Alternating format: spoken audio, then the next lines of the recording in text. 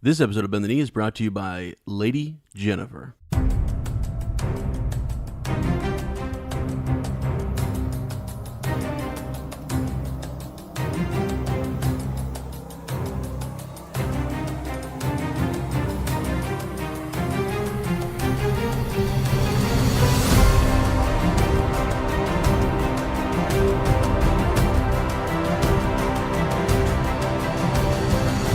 Hello and welcome to Bend the Knee, a Song of Ice and Fire podcast. I am Sir Matt, the Bud Knight.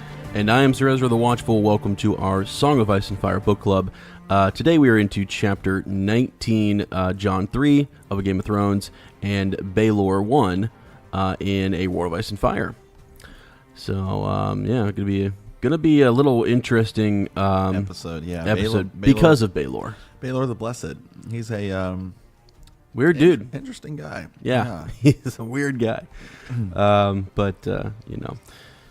always like to mention at the top of the show, if you have ravens or thoughts on the chapter, or just theories and general things you want us to talk about on Fallout Friday, or even in this episode on the main show, send those to btkcast@gmail.com. We also have a voicemail number, 614-547-2350. Mm-hmm. Yeah, all right, let's go ahead and head on over to the small council. So is there any kind of updates on life? I see you've lost the kind of head scarf you were wearing. Well, I'm feeling a little bit better.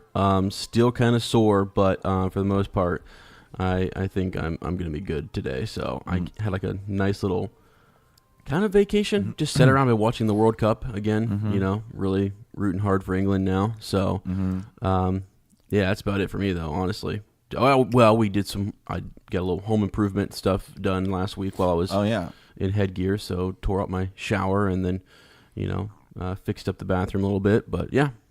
So, what about you?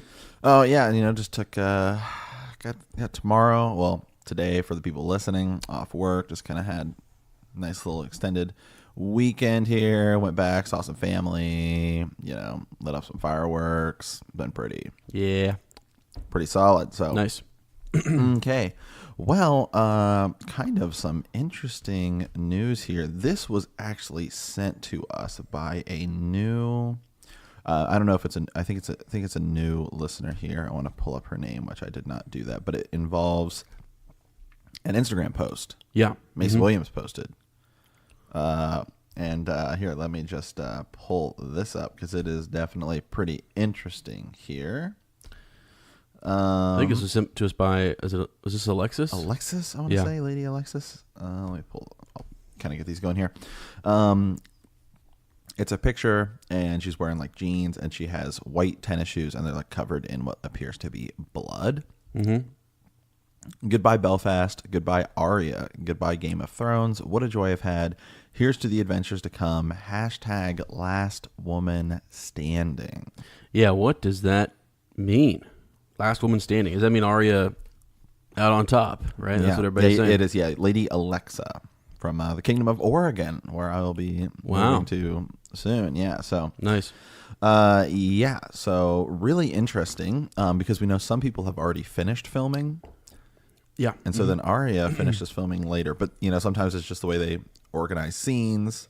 And sometimes she's the last woman standing. Sometimes she might be the last woman standing. So just really interesting. She could totally also just be playing a joke. Yeah, she totally could. Oh, yeah.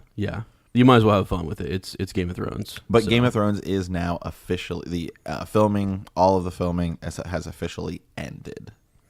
Wow. So it's done. It's shot. Let's get this sucker edited. Can they get that done like 2 months? Edit that up? Oh gosh, I wish. So so really interesting. Year. Yeah, thank you for sending that to us. Really interesting. Could Arya sit the Iron Throne? Good grief! I mean, I don't know. Unless things really change, the Starks don't really have like a female sit. You know what I mean? Like Arya Stark being like lady of I mean, she's lady of Winterfell, but is she? I don't know. I guess maybe she could be. Well, here's the thing: is she could be the last woman standing. That doesn't mean that there's no men standing. Yeah, exactly. exactly. Daenerys could still die. Daenerys and Jon could still die. I actually still really like the idea of Arya and Gendry sitting the Iron Throne, and then it would be kind of full circle, bittersweet in that the Robert's Rebellion all started because Robert Baratheon wasn't wed to a Stark. Yeah, and then you would have Gendry, who is a Baratheon, wed to a Yeah, Stark. well- and then it's like it all comes back to the way it should have been, maybe. well, and it's also like, Robert kind of saying, that I have a son, you have a daughter, Yep. and then Oh, there's tons of like Yeah. like memes, not memes, but like people would take pictures and they splice them Yeah. together for like other purposes. yeah, that'd be Yeah. cool. Honestly, be really interesting. So, all right, wow.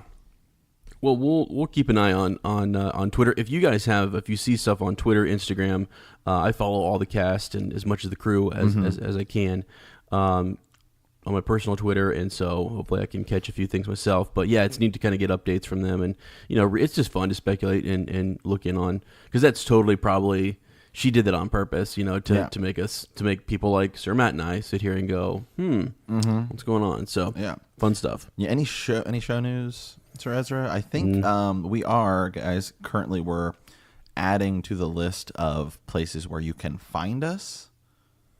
Oh, yeah. Like we're now on Spotify and things like that.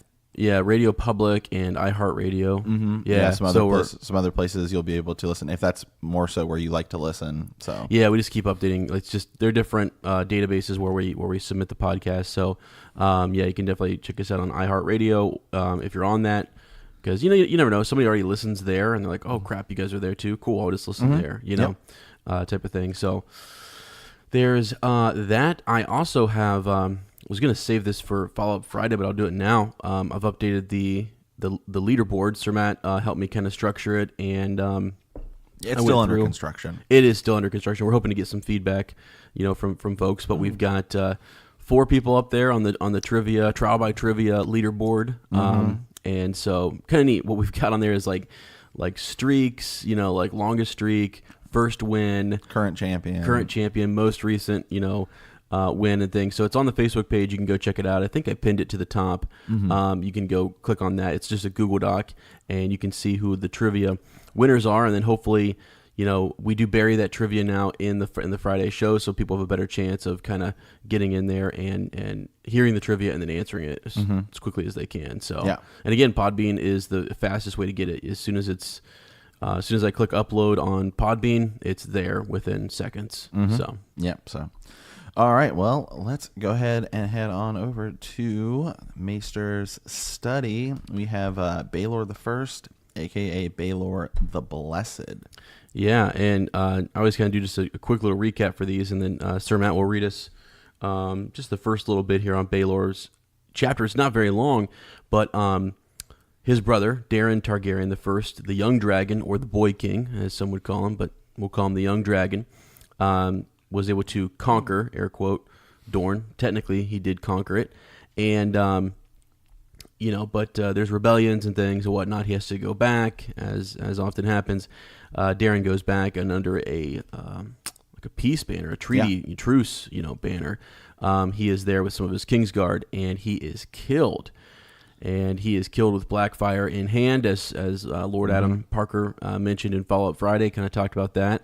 And Aemon the Dragon Knight is there as well, wounded and kept. He's held captive in Dorne, and so now Daeron's brother, Baelor, actually is going to ascend to the throne, and this is a strange fella. We've said it, he just does things a little differently. So, I'll let Sir Matt read just a little bit, and then we can dive into more of his discussion. Actually, last week we mentioned the Maiden Vault, and I talked about his 3 sisters. So Daeron and Baelor had 3 sisters, Elena, Rhaena, and Dana, and I think Dana. Well, Matt will read it here in a second, and we'll figure out his oldest sister. Though he ends up putting aside, and he puts all 3 of them in. Secludes them away and stuff. So we'll get to that in here a little bit. I mean, just a weird fella. Yeah. News soon reached King's Landing of King Daeron's death at the rout of his remaining forces. and the rout of his remaining forces. The outrage that followed was swiftly directed at the Dornish hostages. At the command of the king's hand, Prince Viserys, they were thrown into dungeons to await hanging. The hand's eldest son, Prince Aegon, even delivered the Dornish girl he had made his paramour to his father to await execution. The young dragon had never married nor fathered children. Accordingly, upon his death, the Iron Throne passed to his brother Baelor, a youth of 10 and 7. Baelor proved to be the most pious king in the Targaryen dynasty, and some say in the history of all of the Seven Kingdoms. His first act as king was to grant pardon to the Dornish hostages. Many similar acts of piety and forgiveness followed throughout Baelor's 10-year reign. Even as his lords and council cried for vengeance, Baelor publicly forgave his brother's killers and declared that because he meant to bind up the wounds of his brother's war and make peace with Dorne. As an act of piety, he declared he would go to Dorne with neither sword nor army and return their hostages and sue for peace. And so he did, walking barefoot from King's Landing to Sunspear, clad only in sackcloth, while the hostages rode fine horses behind him. So, it's pretty hot down there in Dorne. Oh, yeah. And he's just going to walk it, by himself. There's actually a great, I posted a link on the Facebook page to George Martin talking about the artwork in this book.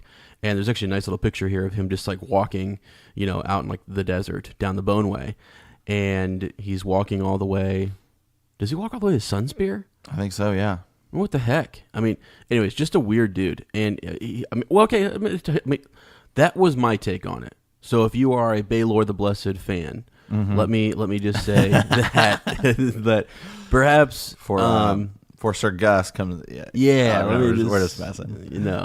He actually messaged us, and it was like, guys, I didn't mean we were just messing. I know Sir Gus is cool, but I gotta have people people need to watch Sir Ezra the Watchful, because I can go on some tangents, and down some rabbit holes. But here's the thing, though, I think it talks later on that he has had a vision that he's very devoted to the faith, and if you think about it, he probably assumed that his brother, and this is where I am speculating. I think this makes sense, but like Darren, if Sir Matt is my older brother and he's king, I'm thinking you're gonna have kids. I'm way down the line, kind of like what the hand of the king right now is Viserys, and he will become king later, as we've mentioned, but he is a second son. I would be, compared to you, like a second son, and I wouldn't be planning on wearing the crown. And so he probably, a lot of them, kind of like Maester Aemon at the at the Night's Watch, they plan on getting involved in either the faith or some other thing. Like Bran wants to become a knight. He's not worried about him ever having to rule Winterfell. Look at Egg. I mean, Egg. Right. That's why he's called Egg the Unlikely. The Unlikely. Yeah. And he's chosen.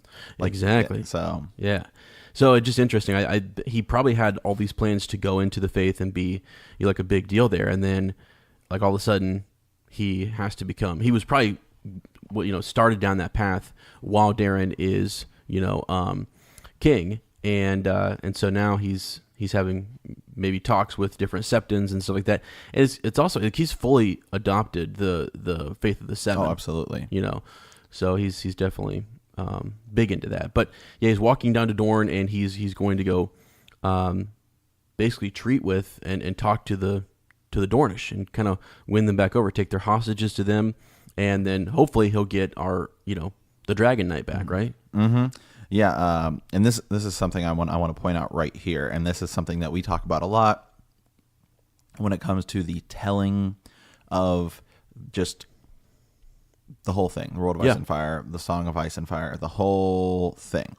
There are many songs of Baelor's journey to Dorne that found their way out of septries and mother houses to spill from the tongues of singers. Mounting the stony way, Baelor soon came to the place where the Wills had imprisoned his cousin Prince Aemon.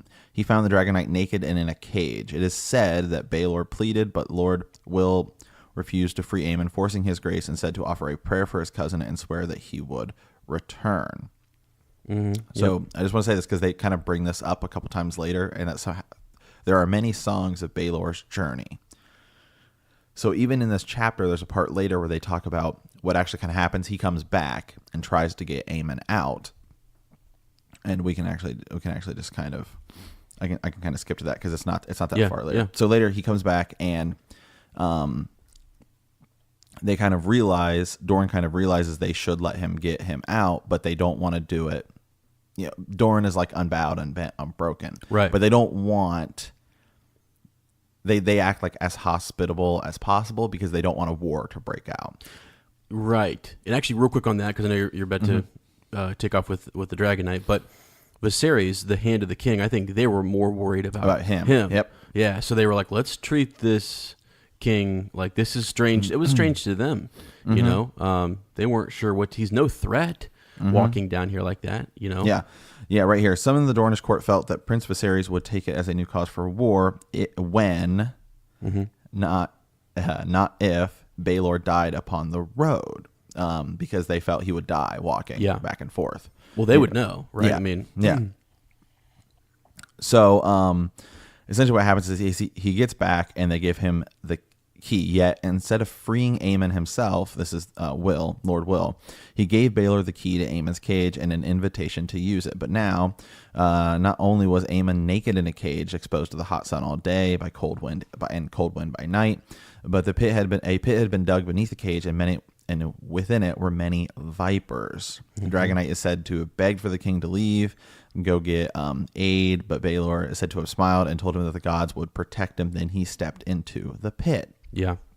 Later, the singers claimed the vipers bowed their heads to Baelor as he passed, but the truth is otherwise. So there you go. That's a very important, Yeah, read that one more time. Later, the singers claimed that the vipers bowed their heads to Baelor as he passed. Yeah. But the truth is otherwise. And Right. I'll come back to that. We'll finish here. Baelor was bitten by half a dozen times while crossing to the cage, and though he opened it, he nearly collapsed before the Dragon Knight was able to thrust open the door, pull his cousin from the pit. So, and then Baelor kind of just picks him up and leaps, gets out of there. But the thing I want to emphasize here is that line. Later, the singers claimed that the vipers bowed their heads as he passed, but the truth is otherwise. So here we have many songs being told, and things like that, and you'll hear it in a lot of the Sansa chapters, especially when Sansa's talking to Lord Baelish, when Baelish is kind of talking about the truth of history, and Sansa's like, well, that's not what the songs say, and he's kind of like, well, you're pretty dumb, is basically what he calls her. And so that's the thing, is where we say this a lot. POV is everything. Who's writing this book when you're talking about the histories and what is being told? And Sir Ezra brings it up, the unreliable narrator, all these things. So, well, I mean, what's crazy is, so real quick, Gur will do that, right? He'll Sansa, who is believes in the songs. You're right. She says it all the time. She's talking about the stories and the songs that she's heard, right?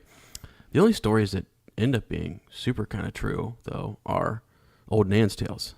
Yeah. I mean, so it's like you're led to believe, oh, don't trust the stories and the storytellers and the songs, all this whatever, all this hoopla. But there's old Nan, telling her stories, and they're coming true. So, anyways, just kind of, but they're laced with, there is some truth in a lot of it's been either diluted or things. It's just, legends being passed down, and stuff. So, and honestly, Aemon the Dragon Knight is a pretty big deal in the kingdom. Oh, he is. And so that's one of Baelor's biggest accomplishments, is that he went in and he was able to, rescue him in a sense. Although the Dragon Knight ends up having to carry Baelor, because Baelor had been bitten by so many different serpents, and he's one of those snake walker people, or whatever. Good grief. So anyway, Prince Aemon carries Baelor halfway down the Boneway before a village stepped in the Dornish mountains, gave him clothing and an ass on which to carry the comatose king. Eventually, Aemon reaches the watchtower of the Dondarrions, and then was conducted to Blackhaven, where the local maester carried the king as best he could before sending them on to Storm's End for further treatment. Yep. Yeah, and so he's kind of, he kind of regains consciousness and kind of stuff like that. Yeah. At Storm's End. Go ahead. Sorry. Well, and basically before because we have a little bit more to get through, we'll come back to the Maiden's Vault here, but his next biggest thing when he comes back is just that he was working on the what we know as the Sept of Baelor. Yep. You know, this great sept on Visenia's Hill, and so he starts that construction, never finishes it. I'm just kind of summarizing. You might want to read some of this if you want. That's fine. Oh, yeah, I don't really have. Yeah, just okay. Yeah. Then there's the whole piece where he, it's kind of like it parallels like the High Sparrow a little bit, except for right. the High Sparrow's much older, and the boy, King Tommen. well, yeah, and yeah, exactly, it being a boy king, because he elects or he is pushing for this young boy Septon who's doing miracles, the youngest to wear Right. the crystal, crown, and was said to do miracles in the streets and stuff like that. So he really liked that idea, and kind of pushes this young boy forward, to be the head of the faith. So that was another big thing that he did. And then really He spends a lot of time fasting. Because he does. Because Baelor starts to think that he has to put it upon himself to save the realm for the sins, I guess, Yep. he's like, I'm going to have to take that. Yeah. Towards the end of his reign, Baelor began to spend more time fasting than praying, attempting to make up for all of the sins and offenses he believed he and his subjects were committing against the Seven on a daily basis. Yep. Yeah. So he feels a great burden there, and he's also kind of healing the faith, like this. What there could have been some animosity between, the faith and the Targaryens and their, their incest and their marrying more than one person at a time, having two wives, type of thing. So they're kind of, maybe he's trying to heal some of that or whatever. But yeah. So I don't know. I also just feel like it's a path he started down early on under Darren's reign, and then just continues. So yeah, let's go ahead real quick. I guess we'll talk. Do you want to talk about the Maiden Vault and then jump into how he dies and his kind of sisters, and then how he dies? Oh yeah. Go to the Maiden Vault first. Okay. Yeah. Baelor went further by placing Danae and her younger sisters, Rhaenyra and Elena, into their own court of beauty within the Red Keep in what came to be called the Maiden Vault. The king announced that he wished to preserve their innocence from the wickedness of the world and their lust of impious men, but some wondered if he did not fear the temptation of their beauty on his own behalf. The Viserys, the princess themselves, and other members of the court protested the deed was done, and the princesses were cloistered away in the heart of the Red Keep, accompanied only by maidens that lords and knights sent to the Red Keep to curry favor with Baelor. Yeah, he just kind of has some... I think this is where he kind of starts going off the deep end a little bit. He also outlaws prostitution in King's Landing. Oh yeah.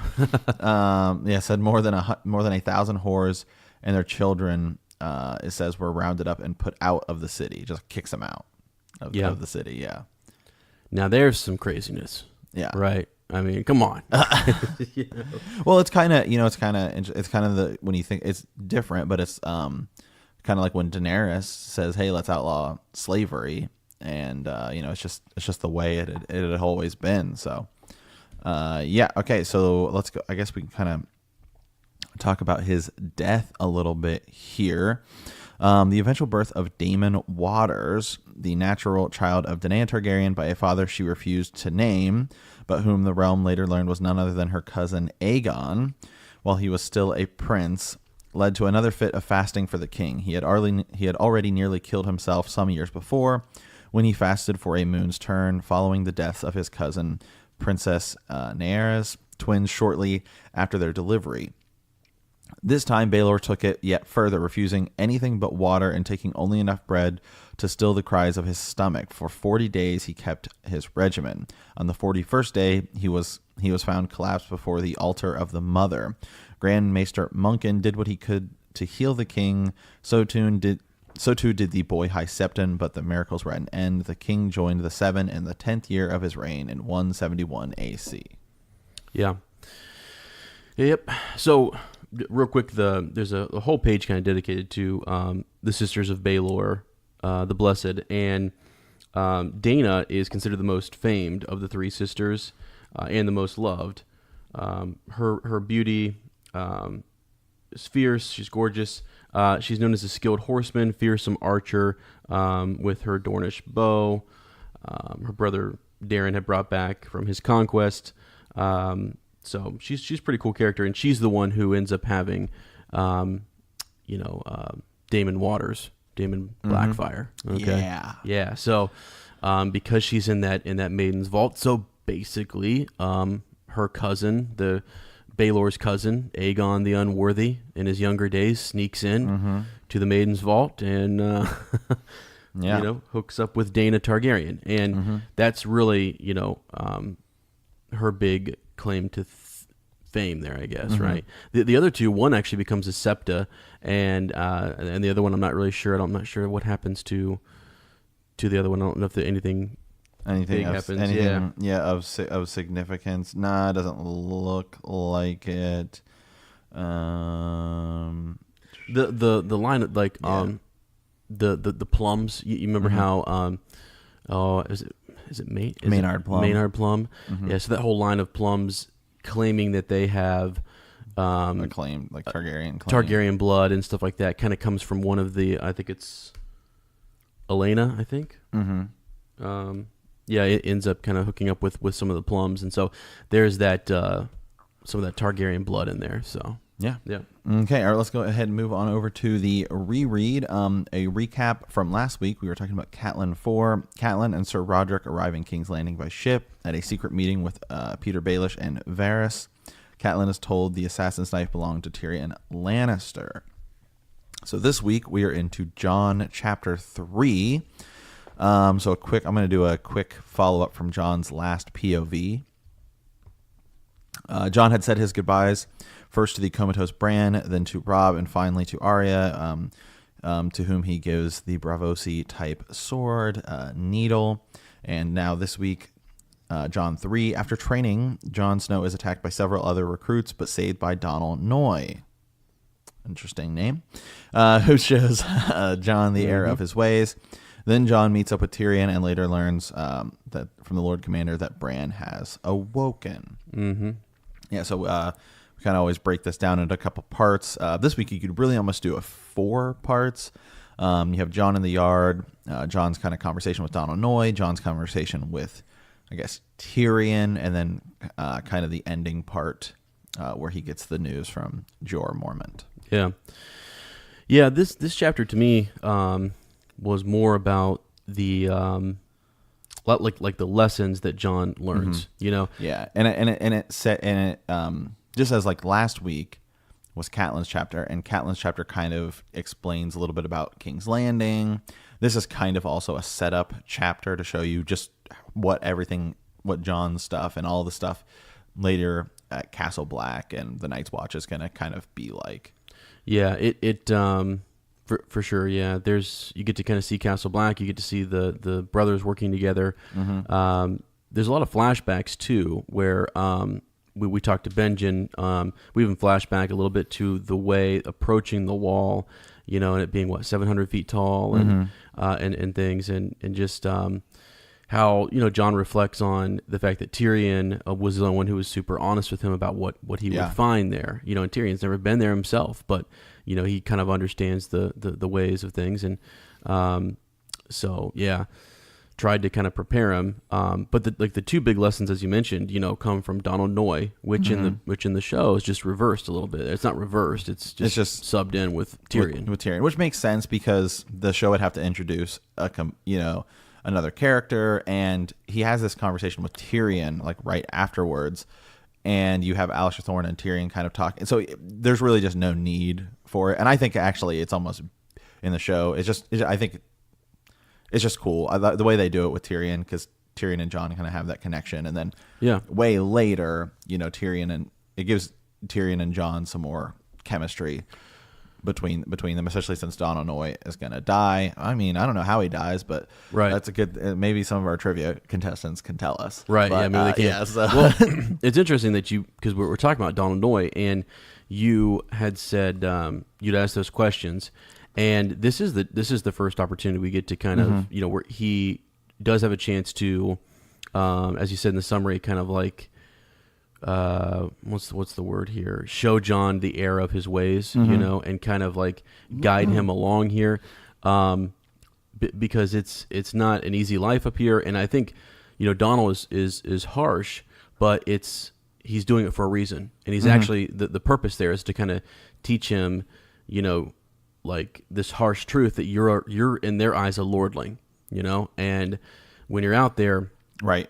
And you're not just doing you're not practicing, you're not working with them. You're just trying to beat them, and you've been trained by, a master at arms, and he talks none of these people have probably even held a sword, right. let alone had a master at arms. Yeah, and you get a little background on Noy, and it's kind of neat to kind of hear about, the life that he lived, and he's a super cool character. Yeah, he is neat, and it's interesting though that Jon kind of notes that like Donald Noy has had this whole life and then came to the wall, and he kind of holds that against him and some of his other brothers who have they lived a full life, and that's kind of what Benjen was trying to tell Jon was that go live, go have fun, find a girl, etc. And then if you still feel like you want to come, to the wall, then okay. Yeah. So, and not to dive back into the Benjen Stark thing, but I kind of I would love to know how Benjen Stark decided to go to the wall. Yeah.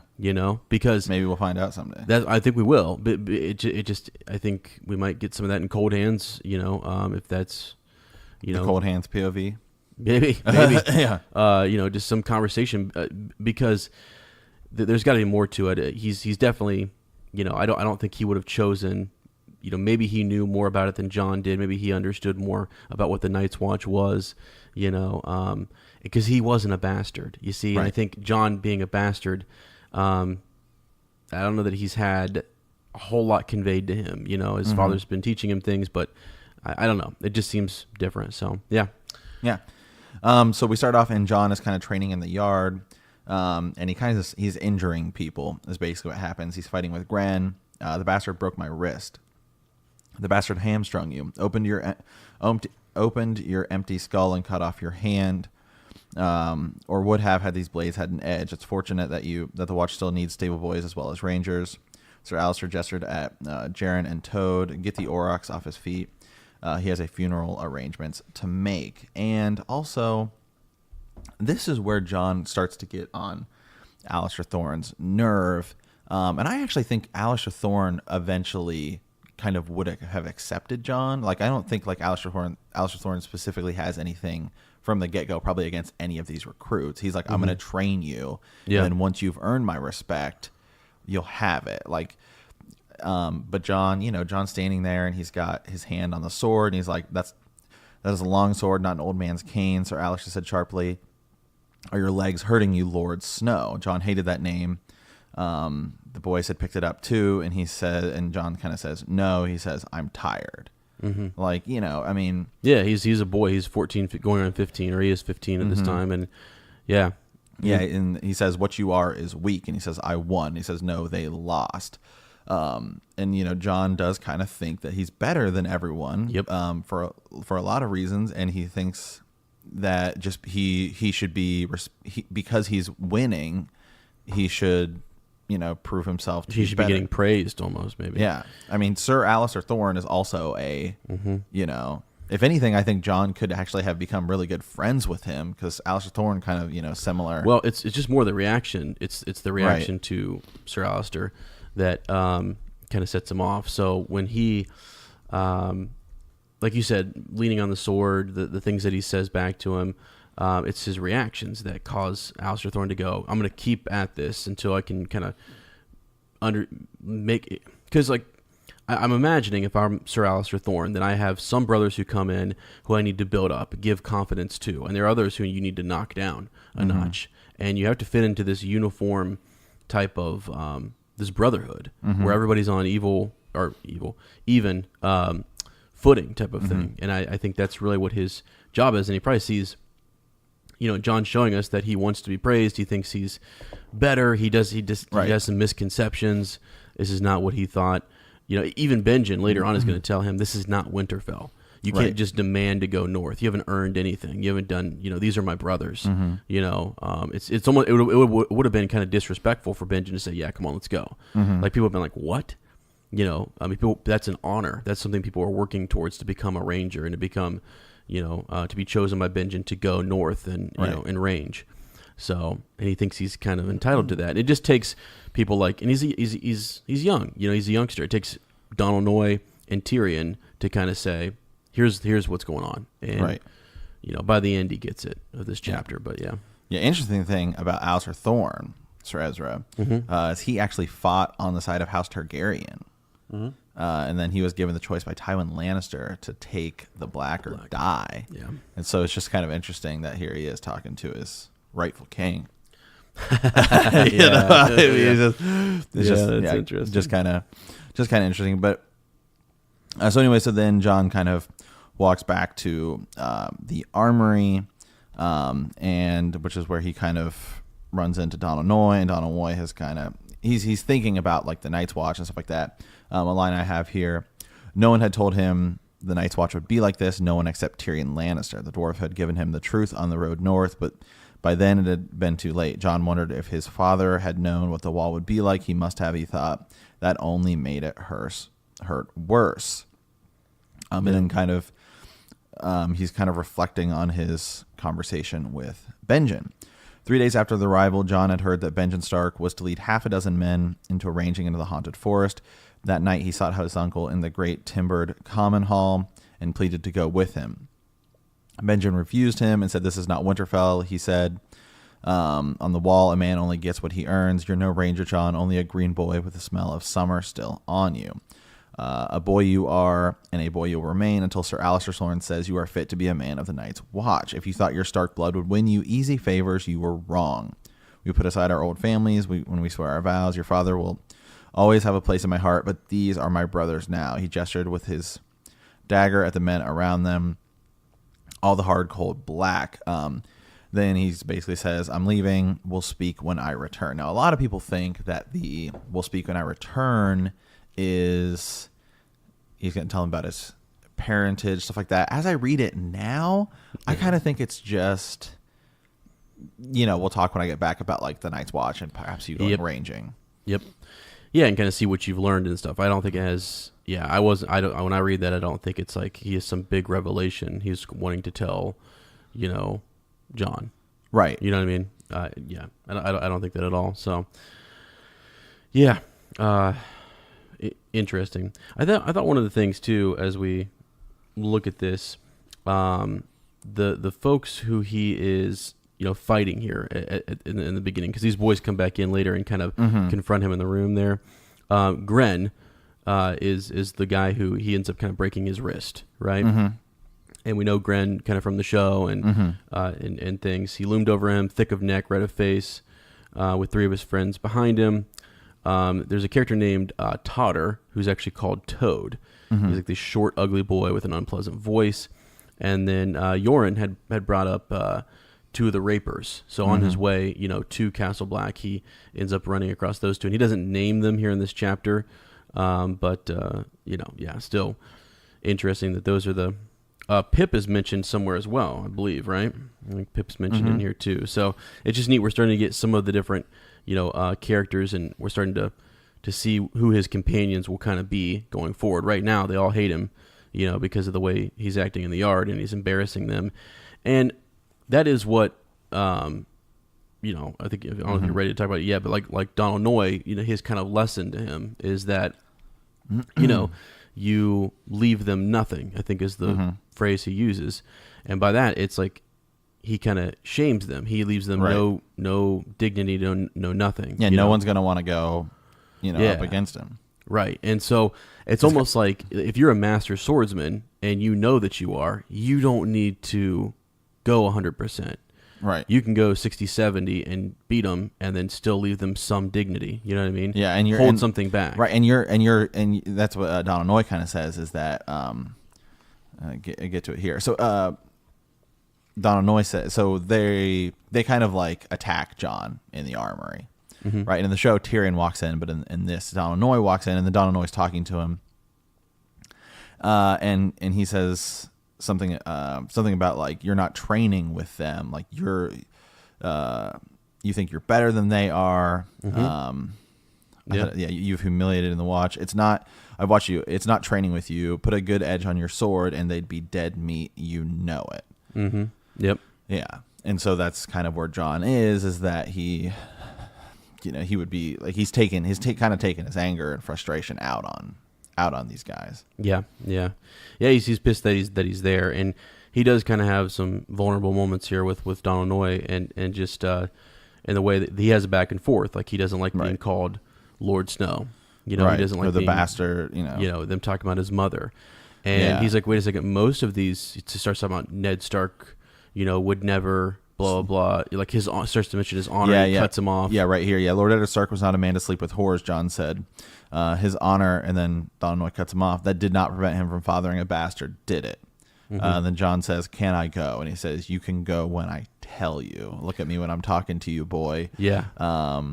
This is not going to be a conversation that's ended, on your terms. Yeah, right here. You think you had it hard being a highborn or a high lord's bastard? The armor went on. The boy Jaren is a Septon's get, and Cotter Pike is the baseborn son of a tavern wench. Now he commands Eastwatch by the sea. So, just Jon says, "I don't care." He's just being kind of a jerk.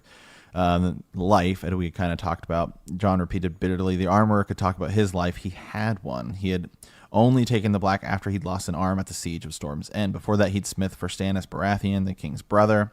He'd seen the Seven Kingdoms from one end to the other. He'd feasted and wenched and fought in 100 battles. It is said that it was Donal Noye who forged King Robert's warhammer. Well, that's interesting. The one that crushed the life for Rhaegar Targaryen on the trident. He'd done all the things Jon would never do. And when he was old, well past 30, he'd taken a grazing blow from an axe. That wound had festered, and he loses his whole arm, and that's when he takes the black. Yep. So he's good. He's lived that life. I think it's interesting. He actually calls Jon. He says, "You are a bastard." They're trying to get into him, like, own who you are. Yeah. Own the fact that you like. And Tyrion tells him later, that I'm called the Imp. Mm-hmm. Like you embrace it, and that way, when you do that, you kind of disarm. You take that away from the bullies or whoever is saying that to you. You make it your own. You grin, you smile, you nod when they say it, and you just figure out a way to take that piece of ammunition away from those who are trying to make you feel bad. Right. And I wonder if we're gonna get this kind of dialogue from Jon, maybe, in a Winds of Winter. Maybe if he does get resurrected by Melisandre, because you have like Daenerys, who kind of has that inner monologue where she's like, "I'm the blood of the dragon." Whatever, kind of going forward, she kind of takes that and builds herself up as that. Yeah. And then Jaime keeps having those lines over and over in his head, what Tyrion says to him about Cersei. And that's kind of where Jaime really starts to come like the character he is now, like in the show and stuff like that, where he's kind of split from Cersei, and he says she's, probably sleeping with Moon Boy too. And like, that's kind of his inner thing going forward and stuff like that. So maybe we will get one of those inner monologues with Jon, and that's kind of maybe where he's like, "I am the bastard of Winterfell," and he kind of finally takes it, because everyone's kind of telling him, right, too, like, you have Maester Aemon kill the boy, and stuff like that. And so maybe Jon will kind of take that, embrace it, and push himself forward. Mm-hmm. Yeah. So anyway, so then he ends up leaving the armory. I have a thing highlighted here, just kind of on the wall. By the time Jon left the armory, it was almost midday. The sun had broken through the clouds. He turned his back on it and lifted his eyes to the wall, blazing blue and crystalline in the sunlight. Even after all these weeks, the sight of it still gave him shivers. Centuries of wind-blown dirt had pocketed and scoured it, covering it like a film. It had often seemed a pale gray, the color of an overcast sky, but when the sun caught it fair on a bright day, it shone, alive with light, a colossal blue-white cliff that filled up half the sky. Mm-hmm. Yeah. He this is where he kind of has some flashbacks as they're on their way. As they had first spied Castle Black. Looking at just this vast wall of ice, an ancient stronghold that the Black Brothers. It was no Winterfell, no true castle at all.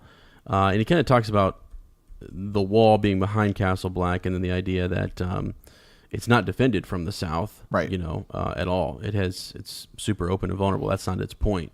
It's just it's simply there to house men and to send them, to the top of the wall to man it, keep supplies and things like that. So it's a different type of castle and keep. As you see in the show, they do a pretty good job of that, So yeah. Okay, so then he so after that this is when he kind of runs into Tyrion, and he and Tyrion are kind of talking, and Tyrion kind of says the same thing right here. Would you rather be called? He said Tyrion calls him Lord Snow. He says, "Don't call me Lord Snow." The dwarf lifted an eyebrow. Would you rather be called an imp? Let them see that their words can cut you, and you'll never be free of the mockery. If you want to give them a name, take it, make it your own. Then they can't hurt you with it anymore. Then he tells him to come walk with me. They'll be serving stew in the common hall by now, and I could do it with a bowl of something hot. So they end up kind of walking in. They're about to get like some stew. John can... just another passage I have here. John could taste the mockery there, but there was no denying the truth. The Watch had built 19 great strongholds. He's just kind of saying, like, this place is a dump. The Watch had built 19 great strongholds along the wall, but only 3 were still occupied. East Watch on its gray, windswept shore, the Shadow Tower hard by the mountains where the wall ended, and Castle Black between them at the end of King's Road. The other keeps, long deserted, were lonely, haunted places where the cold winds whistled through black windows, and the spirits of the dead manned the parapets. I just thought that was, just interesting. That's where you can kind of get some describing of the current state of the Night's Watch. And so not only is it not this kind of honorable place John kind of was thinking of, it's actually kind of like a dump, and like it's not even well manned. Yeah, I mean, even in recent memory, at one point, Castle Black had housed 5,000 fighting men, with all their horses and servants and weapons, and now it was home to a 10th that number. So even at Castle Black, things have kind of gone down, and I think that's recent memory. I think could you imagine? If you have 19 different keeps, and perhaps you get close to maybe not always 5,000, but across those different keeps, you've got a couple thousand in each. Right. That's 19,000 men if you had all of them. If you just had 1,000 in each of them. And we got to think about how hard it would actually be to sustain that. And I think that's something that John kind of realizes later when he becomes Lord Commander, and something that like you and I had talked about when Ned Stark talks about like when later John is talking about how Benjen and Ned were kind of coming up with a plan to kind of take back some of the gift, and actually just like, because I think it seems to me that it would make more sense to build like a town there. Build like towns across the wall, because no one's going to want to go there, because you go there basically they think they go there to die, right? It's just cold, and you're just going to live in the cold forever. Because I think part of the problem is that they're not fighting. If they actually viewed the wildlings as a threat and the others as a threat, then I think people would be more willing to go. Yeah. But because you never fight them, you're going to get restless. Like in A Clash of Kings, when Catelyn goes to meet with Renly, and she talks about how there's all these people there, like they basically have to have tourneys, because if they don't, like people are going to get unworthy, they're going to leave. Like what's there's nothing going on here. What's the point? Yeah, well, they'll leave, or there was going to be turmoil and stuff in the camp and stuff like that. So yeah, that's a good point actually, because they do. That's why they go on the rangings and things like that. And the wildlings do raid from time to time. Yeah, they do. Stuff, yeah, but it's nothing that has been. They mentioned the last great king beyond the wall, and Lord Stark having to go north and put that down and help the Night's Watch and things. But yeah, it's nothing like that. I mean, Mance is kind of, it's like Mance Rayder is amassing this horde. They know something is going on. We heard that from Ned, but yet with every passing year, the Night's Watch just gets more and more depleted. It's almost turned into, if you don't want to kill somebody, it's that other option that you can give in justice, and that's really all that it has turned into. Very few people like John and Benjen, actually choose to go to the wall, as you say. So interesting. So yeah, let's see here. Something I was going to go back to.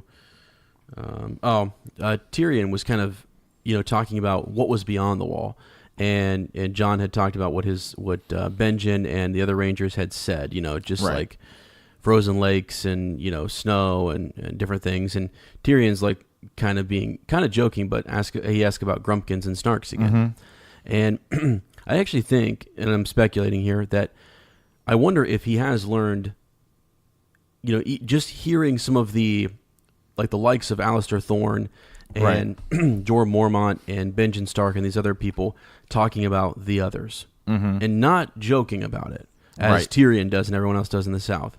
If you just heard them talk about that and you saw the looks on their face, sometimes you can tell someone's been there or they've seen something just by the way in which they retell it to you. I really think that Tyrion was influenced in that way, and that he does kind of wonder, what does Jon know? Does he know what's beyond the wall? Like, does he have any idea? He might just be kind of probing and asking, in general. But I almost, in the back of my mind, I kind of think it's neat to think that Tyrion would go south with a better understanding of,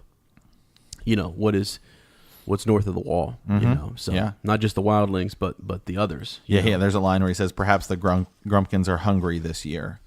Yeah. Oh yeah, I think they are. Yeah. Yeah. So basically, then Tyrion and Jon kind of get some stew, and then Alistair Thorne walks in, and he says the Lord Commander wants to see you, and it is kind of interesting. Tyrion says, like, you're frightening him. He's like, I have a place at court. We kind of have that line where it's the same in the show where he says, I can send you men or send you nothing. Right. So basically, then he says it's about your brother, and he races up to Jorah Mormont's kind of his room, and this is kind of where we get the first Jorah Mormont thing. Jorah Mormont, Lord Commander of the Night's Watch, was a gruff old man with an immense bald head and a shaggy gray beard. He had a raven on one arm, and he was feeding it kernels of corn. I am told you can read. He shook the raven off as it flapped its wings and flew out the window where it sat watching Mormont as he drew a roll of paper from his belt and handed it to Jon. Corn, muttered the bird. Corn. Jon kind of rips it open, and it says that basically Bran's going to live. And I just have this line written down here. I think it's interesting as we continue our three-eyed crow things. My brother's going to live, he told Mormont. The Lord Commander shook his head, gathered up a fistful of corn, and whistled. The raven flew to his shoulder, crying, live, live. Now it could just be, the bird. Yeah, he heard Jon. But there's a lot of interesting things about this bird as we go forward, like where it lands and says king. Yeah, and you just want to pay attention to what the bird says. It's interesting. But yeah, for right now, it's... Yeah, right now. So basically then Jon is kind of like running around Castle Black, like saying, my brother's going to live. Everyone's kind of looking at him weird. So he runs back into the hall where they're eating, and he kind of apologizes to Gren. He says, I'm sorry about your wrist. Robb used the same move on me once, only with a wooden blade. It hurt like 7 hells, but yours must be worse. Look, if you want, I can show you how to defend that. Alistair Thorne overheard him. Lord Snow wants to take my place now, he sneered. I'd have an easier time teaching a wolf to juggle than you will training this aurochs. I'll take that wager, Sir Alistair, Jon said. I'd love to see Ghost juggle. Jon heard Gren suck in his breath. Shocked silence fell. Then Tyrion Lannister goughed. 3 of the Black brothers joined in from a nearby table. The laughter spread up and down the benches until even the cooks joined in. The birds stirred in the rafters, and finally even Gren began to chuckle. So Alistair never took his eyes from Jon. As the laughter rolled around him, his face darkened, and his sword hand curled into a fist. That was a grievous error, Lord Snow, he said at last in the acid tones of an enemy. Yeah, and that's, I think, really, I don't think, just the way Alistair Thorne is, there's no coming back from that one. Yeah, for sure. He, I mean, that's it's Jon. I don't know. He's trying to mend things with these, his brothers, and they're more his age, closer to his age, and things. And he's not real, I mean, maybe he wasn't trying to, flaunt this in front of Alistair's, face or whatever. But again, it's the response that he gives, to him. I mean, he could have, simply said something like, I just want to, try to help out. I just want to, if I can during the yard when there's spare time, not to take anything away from you, but I want to kind of, show these guys some things on our own time, if that's okay. And it be more of a question versus like, no, I'll take. I mean, he's really standing up to him and kind of pushing back, and it's interesting. That's sort of what does cause the division and the tension between the two of them. So, it's just a growing up chapter for me, with Jon and him learning more about, the Wall and Jorah Mormont, Alistair Thorne, Donal Noy, all of those characters and stuff. And we get, some with Tyrion too. We can tell that he's actually, learning up there at the Wall. Mm-hmm. All right. So, all right, there we go. We've got through all of that. Let's dive into send a Raven. Yeah, this is one we held off here. Sam the Hammer. A quick addendum to my previous Raven. He had sent us one a while back. I came across the following quote when Bran is traveling with Cold Hands. By day, only half a dozen ravens stayed with them, fitting from tree to tree riding on the antlers of an elk. The rest of the murder flew ahead or lingering behind. A group of ravens is known as a conspiracy, referencing how unusual it is, or an unkindness, or even a constable, but never a murder. A murder is a group of crows. Gur is definitely dropping breadcrumbs here, and I just can't work out where it is going to lead. Okay. Do you want to read the original one? Yep. Yeah. This was a while back. Did we read his original one, or I think he actually sent us to it, and then he made an addendum. So yeah. All right, yeah. So let me read his original one too. So, good afternoon, my lords. Interesting that today's episode went up so heavily into the discussion of the three-eyed crow and the quantity of greenseers in A World of Ice and Fire. I've been intrigued by some references that you have made recently about the differences between crows and ravens, and wonder what you think the differences are that could influence the interpretation of these characters. I've done a bit of digging on my own on this topic, and generally, birds are used interchangeably in literature and culture. Typically, they are both seen to represent death and magic. The only real difference that I can find between the two birds is that a raven is typically seen as a solitary bird, whilst a crow tend to fly in a group. This seems to align with their usage in the book. The crows, the Night's Watch, are a band of brothers, whilst Bloodraven is more of a loner. Do you think this? That's a good point. That's a very good point. Very good point. That's cool. Do you think that this could mean that the three-eyed crow is actually a network? Maybe a current network of greenseers like Brendan, or a historic network of crows that have previously held the title. Maybe this would explain the pile of bones in Bran's dreams. Again, there's a potential rabbit hole here linking Varys' little birds. Crows are typically smaller than ravens. Mm-hmm. Gur refused to let the Locke character be called Vargo Hope because the show changed him too much. Maybe the show couldn't spend the time explaining the wider context of the three-eyed crow, simplifying it down to a single individual, and therefore had to change his name to the three-eyed raven. I expect the book will go further with this character than the show will. Hope you will find some time to discuss this raven, or should I say crow. Awesome. Okay, so yeah, thanks, Sam. We appreciate it. Sam the Hammer sends us pretty regular correspondence too, so we definitely appreciate it. And I'm gonna go back and read the just the addendum here. Again, yeah. So I came across the following quote from when Bran is traveling with Cold Hands. By day, only half a dozen ravens stayed with him, flitting from tree to tree or riding on the antlers of the elk. The rest of the murder flew ahead or lingered behind.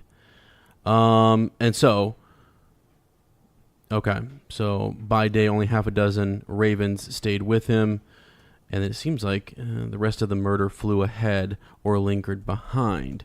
And then he says, a group of ravens is known as a conspiracy, referencing how unusual it is, or an unkindness, or even a constable, but never a murder. So what he's saying here is that, like, in that quote, we first call them ravens. Mm-hmm. There's half a dozen ravens staying there, and then the rest of the murder flew ahead or lingered behind. A murder is a group of crows. Gur is definitely, dropping breadcrumbs here. I just can't work out where it's going to lead. Yeah, interesting. I honestly would have to go look in the books a little bit more and read that, get a little bit more context and read about where every time they say raven or crow. Well, and even just this part with cold hands, because it is. Yeah, how often was it just one time? Because, I mean, I think he's pretty intentional in how he uses raven and then crow. Right. And so if he was referring to a murder, the rest of the murder flew ahead or whatever. If that's a flock, if that's a group of, crows, then is he distinguishing between the ravens, and then other crows circling them, type of thing. So, I don't know. What are your thoughts? Yeah, it's definitely interesting. I'm trying to look up here the actual like breakdown between ravens and crows. Like, I guess they are actually like different. I mean, obviously they're different birds, but they're like, I didn't know if they kind of intermingled with each other. You know how like is it like wolves that are like have some dog in them or something like that, or they kind of have broken away from dogs or something like that. And so I was just kind of looking at that difference. They are very similar. I guess a raven is a slightly larger bird. Yep. That's than a crow. That's what Sam said. Yeah. Yeah. So if you actually look at a side by side picture of them, you can kind of tell the difference. We're gonna have to get a bird expert on here. Yeah, exactly. Yeah, call the bird expert. And we're gonna need a chemist or somebody to break down what the potential velocity swing of Valyrian steel if it were real. Like, right. I do know that I think, like to me, ravens seem a little bit more.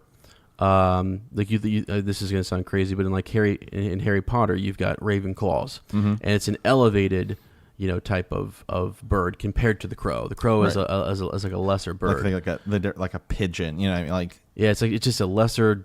Almost seems like a dirtier bird. You know what I mean? Seems crazy, but I think crows are scarier than ravens. Yeah, and I don't know. Like they teach. I don't know. They're different. We probably should do a little bit more research before we really dive into this a lot, because I've been thinking about, like, as I've always said, the three-eyed crow versus the three-eyed raven. Why did they make that choice? And Sam kind of talks a little bit about that. But as you read, so I don't know. Yeah, it's definitely interesting. Definitely something to think about. Yeah, totally. Thanks, Sam, for sending us that on that. Yeah, I did not know it was called a conspiracy. That's kind of cool. That's neat. Yeah, that is actually really neat. Well, I think one of the best things that he says here is that the crows, and he puts in parentheses, the Night's Watch are a band of brothers, whilst Bloodraven is more of a loner. So, as you said, or I think when he said this, that ravens are typically seen as like solitary birds, whilst crows tend to flock as a group. So this is from birdnote.org. Okay. It was the first thing that came up. It said that ravens often travel. When they do travel, it says Sam's saying it's very unusual for them to travel in like a big kind of flock. It says here mostly they travel in pairs. Wow, that's interesting.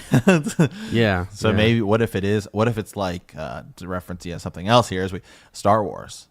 What if it's like, you kind of have like the master and the apprentice kind of a thing?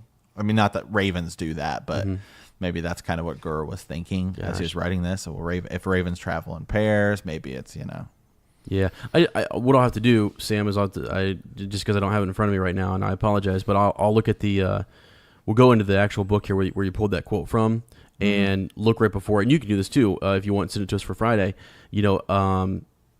Did he mention crows before he mentions the ravens? Because the sentence that you sent us, I can't tell if that's a period or if that's a comma. After elk, is that a period? Let me zoom in here. I'm pretty sure it is. So, and the reason I say this is because if they're separate sentences, I think they are. Then he could have been referencing crows earlier that were kind of behind them and in front of them. Period. And then he has ravens that are kind of, going from tree to tree, just kind of hopping along. And there's only half a dozen, so 6 ravens versus a big flock of crows and stuff. Kind of on the outsides, kind of like watching and keeping track of them and circling or whatever. Flew ahead or lingered behind. Where the ravens stay a lot closer. So think about that. Cold Hands, the ravens are closer to Cold Hands because why? Yeah. Is he because he's a crow more in league? Well, if he is a crow, then that's interesting, right? Yeah. If he actually is a crow, right? And you've got the crows are lingering behind, but they're flying ahead, and you've got ravens that are kind of like bouncing from tree to tree, watching him. Are they guiding him? And they're kind of, I don't know. Yeah, I just thought of something. Yeah. Interesting here, and I'll just say this. Not maybe you guys could. I'm sure you guys will send us ravens. You can send us raven about it for Friday. So you have Blood Raven, who becomes a 3-eyed crow, and Blood Raven, remember, has like you could almost argue. Well, he is a bastard, and he has like an injury, right? He has like a giant birthmark on his face, and he loses an eye. And then you have Bran, who is now a cripple. Right? So does maybe the 3-eyed crow seek out specifically green seers or specifically, wargs or whatever? Like maybe they want Bran because Bran specifically is a green seer as well. But maybe people who are more adept who also have some kind of injury or something, and that it makes it seem like the whole thing. Well, I can't teach you how to walk, Bran, but I can teach you to fly. So it's kind of like offering some kind of like escape from reality, like some way to, and maybe that would be more adept to people who'd want to try and do that. I don't know. Yeah. No, that's a good point. There's so much to unpack here, and maybe maybe we shouldn't be trying to draw a big difference between crows and ravens, but they do kind of seem to be associated with like Bran's mystical abilities, communication, right? We're always sending ravens around. And then the Night's Watch, kind of a supernatural feel, both of them, as Sam said, could be symbols of death and magic, I think, but it almost, to me, seems like there's two different things at work there, right? I think maybe, in all honesty, I think maybe the reason they went with 3-eyed raven as opposed to 3-eyed crow is like something like totally simple. Like I think maybe it was just because they didn't have time to dive into the Blood Raven character. They just said like 3-eyed raven as like a tiny simple nod to the fact that it's Blood Raven to the show, to the book readers. I think in terms of why the show did that, I think it's something like totally simple. Mm-hmm. Yeah, but the what's crazy though is that like that's fine, that's easy to explain, but so that's never been my big thing. It was why they named him Blood, or I'm sorry, the 3-eyed Raven.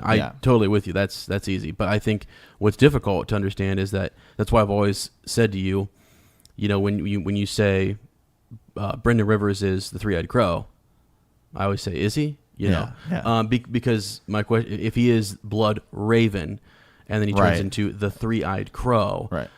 What transformation happened there? Right. Yeah. Did he go to something darker? Is maybe crow Yeah. Well, what does that symbolize? Because the crows and the ravens are used really for symbolism and for, imagery and stuff like that. Well, it could be because he's had his third eye opened and he was a crow because he was at that point a member of the Night's Watch. Mm-hmm. So like maybe Bran won't be the 3-eyed crow. Maybe Bran will be just, I don't know. Yeah. I'm just trying to think of things that we haven't necessarily said before and stuff like that. So I think what we need to do is actually go, and if you look around the chapters, as Sam just did with Cold Hands, that's a good one to look at, where like the ravens and things that are being used. Anytime where Bran, I guess it would just be Bran. Yeah. And maybe others, around the Night's Watch are associated with or surrounded by a raven or a crow. Yeah. It's just kind of neat to look at and see. Start diving into these smaller details to unpack bigger things about the. Yeah, it's weird because you think it's a smaller detail, but it is. I think it's very well placed and specific. Yeah, I think the way Gurus talked about the way in which he reveals things, and he will put he does it in 3 steps. This minute detail right here, this quote that Sam has given us, something very, very, very, very small here, that only your most I don't know, passionate readers, avid readers would notice, like, wait, what? He's mentioning, there's crows and ravens flying around here. These people, like, what's going on? And they would notice that, and they would try to pull it apart right there. Then later on, he'll be a little bit more explicit. He'll kind of feed you a little bit more to he's building towards a big reveal. And then finally, he just flat out tells you what's happening. Right. That's been his structure in revealing things like the Red Wedding. And things that are coming. People can look way back in the books and say, look, there's the first little trace of evidence that he was hinting that something dark was going to happen here. And then here's another one. And then the third stage is, boom, it's upon you and, the climax. So. Okay. All right. Thanks, Sam. We appreciate it. All right. Well, we want to thank you guys all for support. We have a knighting ceremony. Time to man the wall. So, again, at patreon.com/bend the knee. We've got T-shirts still ready to send out, and we've got knighting ceremonies. People can submit questions there. If you're on Patreon, your question, you send us something on there. I haven't mentioned this before, but it's almost kind of a guaranteed going to get on the show type of thing. Just so you guys know. So if you send me a message there, I'll make sure that gets in on Follow Up Friday or in the chapter reviews and things, and do some digging. So and it's also another way to directly, either through email or through Patreon, to contact me, Sir Ezra the Watchful. So all right, our good friend Beverly. Yeah, been talking to Beverly for a long time. She's good people, and so this is for you, Beverly. In the name of the warrior, I charge you to be brave. In the name of the father, I charge you to be just. In the name of the mother, I charge you to defend the young and innocent. In the name of the maid, I charge you to protect all women. In the name of the smith, I charge you to mend the broken. In the name of the crone, I charge you to seek wisdom. In the name of the stranger, I charge you to face death with sword in hand. Rise, Beverly of the Wolfswood. Yeah. And to be honest with you guys, Beverly is a badass. Yes, she is. So watch out, friends. I think she has a black belt. I think she does. I think she just got her black belt. She got her black belt? Yeah, she's radical. I love Beverly. She's so cool. Yeah. Actually going to get to meet her soon. We're going up to, if anybody's in the area and wants to go up to the Wizarding World of Kent, we're going to be up there with some friends from some other podcasting friends. So we'll be up there, and we're gonna run into her. So, but feel free to head over to patreon.com/bend the knee. It helps us do a lot of different things. I've mentioned, I think in past episodes, we want to go actually meet George R.R. Martin, the man himself. Yeah. One of our plans, we want to take a couple things and have him sign those things, possibly do some giveaways, and stuff like that. So it's worth signing up for that. And So absolutely. So okay. I think it's time to sign off here. Sir Ezra, we want to thank you for playing the Game of Thrones. In our next episode, we will be discussing Chapter 20, Daenerys 2. Yep. If you like our podcast, don't forget to subscribe, like us, write a review, or leave a comment, or send us a raven at btkcast@gmail.com. We will see you in a week, and remember, fire and blood.